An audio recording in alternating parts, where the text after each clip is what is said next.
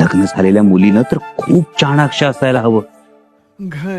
हातात अगदी माती जरी आली ना तरी त्यातले सोन्याचे कण वेचता यायला हवेत. प्रतिकूल परिस्थितीला सुद्धा अनुकूल करण्याची खूबी आपल्याला जमायला हवी. आम्हाला नेहमीच वाटतं, आम्ही नेहमीच ऐकत आलो आहोत, संसाराच्या सुखाची पहिली पायरी असते समंजस मनमिळावू पत्नी. पत्नीनं घरादारात एकोपा ठेवायचा असतो.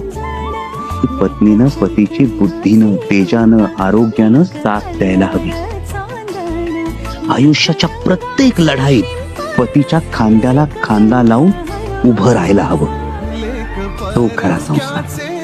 आबासाहेब, आम्हाला हे का सांगताय? प्रत्येक बापाला आपल्या लेकीला हे कधी ना कधी सांगायचं असतं बा, म्हणून सांगितलं.